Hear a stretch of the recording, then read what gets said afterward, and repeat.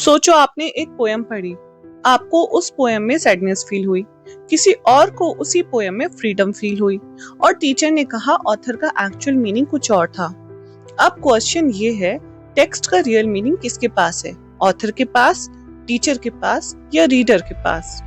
Welcome back to my channel V two knowledge. मेरा नाम है अर्शिन और आज की इस वीडियो में हम बहुत ही फेमस फ्रेंच थ्योरिस्ट रोलैंड बार्थेस का work the death of author को समझेंगे, फिर शॉर्ट में माइथोलॉजीज को समझेंगे और फाइनली एस.जेड की फेमस स्टोरी सेरासीन एंड ज़ाम्बिनेला को। और सबसे पहले हम स्टार्ट करते हैं राइटर से, रोलैंड बार्थेस, जो कि एक फ्रेंच लिटरेरी क्रिटिक और थ्योरिस्ट थे। उनका काम स्ट्रक्चरलिज्म, सेमियोटिक्स और पोस्ट स्ट्रक्चरलिज्म से कनेक्टेड है। सिंपल वर्ड्स में बार्थेस लैंग्वेज, साइंस और मीनिंग्स के सिस्टम को समझते हैं। उनका मेजर कंसर्न ये था कि हम किसी टेक्स्ट, इमेज, एडवर्टीजमेंट, फैशन या कल्चर को मीनिंग कैसे देते हैं। बार्थेस के अकॉर्डिंग मीनिंग नेचुरल नहीं होता, मीनिंग बनाया जाता है लैंग्वेज, सोसाइटी, कल्चर और रीडर के थ्रू।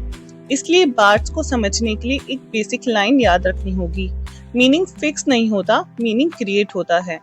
और इसी आइडिया का सबसे फेमस फॉर्म है the death of the author. अब सबसे पहले हम टाइटल समझते हैं। डेथ ऑफ द ऑथर का मतलब ये नहीं है कि ऑथर लिटरेरी मर गया, इसका मतलब है कि ऑथर की ऑथोरिटी मर गई। ट्रेडिशनल क्रिटिसिज्म में लोग क्या करते थे, किसी पोयम, नॉवेल या प्ले का मीनिंग समझने के लिए ऑथर की बायोग्राफी देखते थे। ऑथर का life, intention, personal feelings, historical background सब कुछ देख के डिसाइड करते थे कि टेक्स्ट का एक्चुअल मीनिंग क्या है। फॉर एग्जाम्पल, अगर कोई पोएट लव पोएम लिखता है तो लोग फौरन पूछते हैं ये पोएम किसके लिए लिखी गई थी, ऑथर की लाइफ में कौन था, ऑथर का एक्चुअल इंटेंशन क्या था। बार्थेस कहते हैं यही प्रॉब्लम है। उनके अकॉर्डिंग जब टेक्स्ट लिख दिया जाता है तो वो सिर्फ ऑथर की पर्सनल प्रॉपर्टी नहीं रहता, वो लैंग्वेज का पार्ट बन जाता है। और language already society, culture, previous text और मल्टीपल मीनिंग से भरी होती है। इसलिए बार्थेस कहते हैं कि ऑथर को मीनिंग का फाइनल जज मत बनाओ। टेक्स्ट का मीनिंग एक ही नहीं होता, टेक्स्ट के मल्टीपल मीनिंग्स हो सकते हैं और रीडर अपने एक्सपीरियंस, नॉलेज, कल्चर और इमेजिनेशन के थ्रू मीनिंग क्रिएट करता है। यहाँ एक सिंपल एग्जाम्पल लेते हैं। एक राइटर ने बारिश पर पोएम लिखी। राइटर के लिए बारिश सैडनेस का सिंबल थी, लेकिन रीडर के लिए बारिश चाइल्डहुड, मेमोरी, रोमांस, पीस या फ्रीडम का सिंबल हो सकती है। तो क्या रीडर का मीनिंग गलत है? बार्थेस के अकॉर्डिंग नहीं, क्योंकि टेक्स्ट का मीनिंग सिर्फ ऑथर के इंटेंशन में लॉक नहीं होता, मीनिंग रीडर के इंटरैक्शन से बनता है।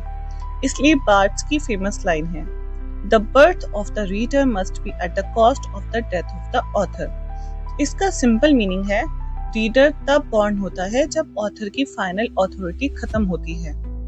यानी जब हम ऑथर को साइड में रख कर टेक्स्ट को खुद रीड करते हैं तब रीडर एक्टिव होता है। ऑथर को साइड करने का मतलब क्या है? यहाँ एक कंफ्यूजन होती है। स्टूडेंट सोचते हैं अगर ऑथर इम्पोर्टेंट नहीं है तो फिर ऑथर को पढ़ना ही क्यों है। बार्थेस ही नहीं कह रहे कि ऑथर एग्जिस्ट नहीं करता, वो कह रहे हैं कि ऑथर को मीनिंग का फाइनल ओनर मत बनाओ। ऑथर ने टेक्स्ट लिखा लेकिन मीनिंग रीडर बनाता है।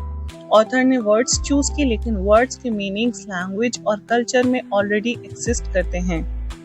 ऑथर ने स्टोरी क्रिएट की लेकिन स्टोरी को समझने के मल्टीपल वेज हो सकते हैं। इसलिए बार्थेस ऑथर को गॉड लाइक फिगर नहीं बनाना चाहते।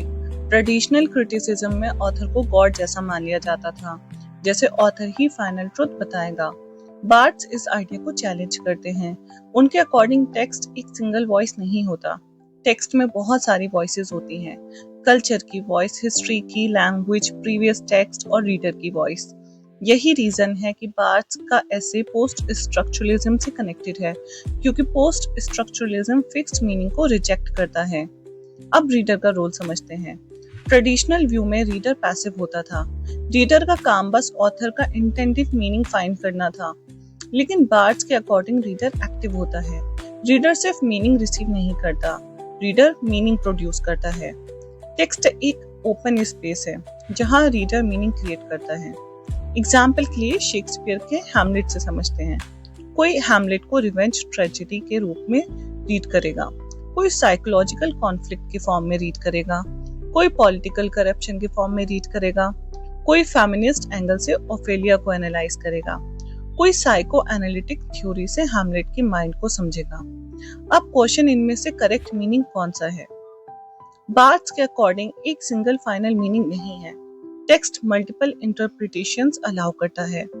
इसीलिए डेथ ऑफ द ऑथर का सेंट्रल आइडिया है, do not ask only what did the author mean, ask what meanings does the text produce.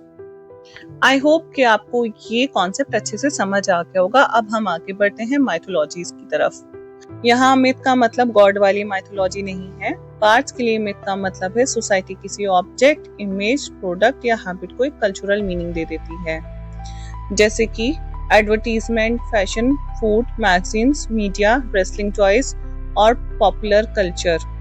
उनका मेन पॉइंट ये है कि सोसाइटी नॉर्मल चीजों को स्पेशल मीनिंग दे देती है।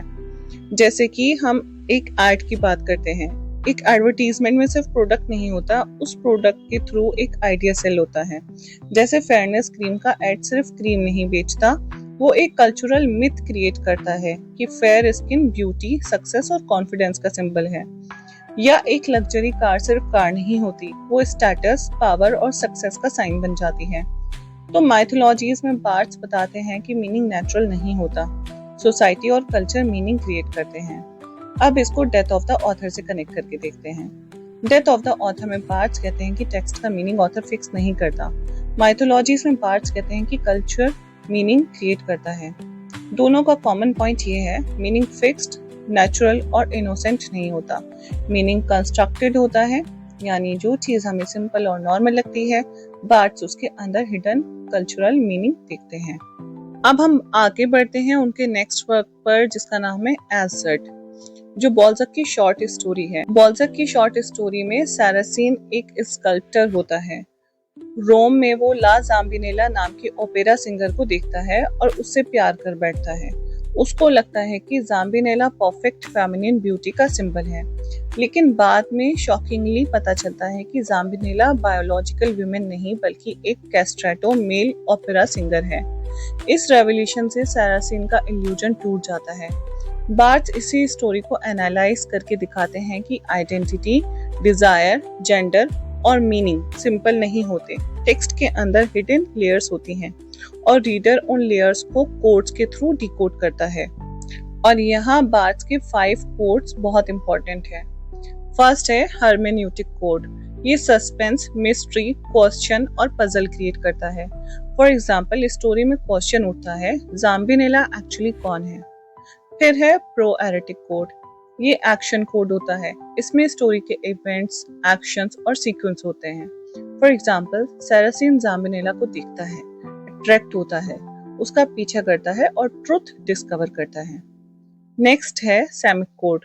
ये कैरेक्टर के साइंस और क्वालिटी से मीनिंग बनाता है। फॉर एग्जाम्पल, ज़ाम्बिनेला की ब्यूटी, वॉइस, परफॉर्मेंस, ये सब फेमिनिटी का इंप्रेशन क्रिएट करते हैं। नेक्स्ट है सिंबॉलिक कोड। ये ऑपोजिशंस और डीपर कंट्रास्ट को शो करता है। For example, male female, illusion reality, beauty truth, desire shock. फिर है कल्चरल कोड। ये सोसाइटी, हिस्ट्री, कल्चर और नॉलेज से मीनिंग बनाता है। फॉर एग्जाम्पल, कैस्ट्रेटो सिंगर्स का historical background, opera culture, gender roles, ये सब कल्चरल कोड्स का पार्ट है। तो एजेड का मेन आइडिया ये है कि टेक्स्ट एक सिंपल स्टोरी नहीं होता। टेक्स्ट एक लेयर्ड स्ट्रक्चर होता है जिसमें डिफरेंट कोड्स मिलकर मीनिंग क्रिएट करते हैं। यहाँ बात का इम्पोर्टेंट कॉन्सेप्ट भी आता है, readerly text and writerly text. Readerly text वो होता है जो इजी और फिक्स मीनिंग देता है, रीडर बस कंज्यूम करता है। राइटर टेक्स्ट वो होता है जो ओपन होता है, जहाँ रीडर एक्टिव रोल प्ले करता है और मीनिंग क्रिएट करता है। यानी राइटरली टेक्स्ट में रीडर सिर्फ रीडर नहीं रहता, वो मीनिंग का को क्रिएटर बन जाता है। ये idea directly death of the author से कनेक्टेड है, क्योंकि जब ऑथर की फाइनल अथॉरिटी खत्म होती है तब रीडर पावरफुल हो जाता है। एज सेड में बात का मेन पॉइंट ये नहीं है कि स्टोरी में ट्विस्ट क्या था। मेन पॉइंट ये है कि एक टेक्स्ट को सिर्फ प्लॉट के लेवल पर मत पढ़ो। टेक्स्ट के अंदर साइंस, सिंबल्स, कोड्स और कल्चरल मीनिंग होते हैं। ज़ाम्बिनेला सिर्फ एक कैरेक्टर नहीं है। Zambinella beauty, illusion, desire, gender ambiguity और मिस रीडिंग का सिंबल बन जाती है। सैरसीन सिर्फ लवर नहीं है, वो एक ऐसा रीडर भी है जो सरफेस ब्यूटी को फाइनल ट्रूथ समझ लेता है। यहाँ बार्ट्स इनडायरेक्टली हमें ये बताते हैं कि रीडिंग भी रिस्की होती है। जो मीनिंग हमें पहले नजर आता है वो फाइनल मीनिंग नहीं होता।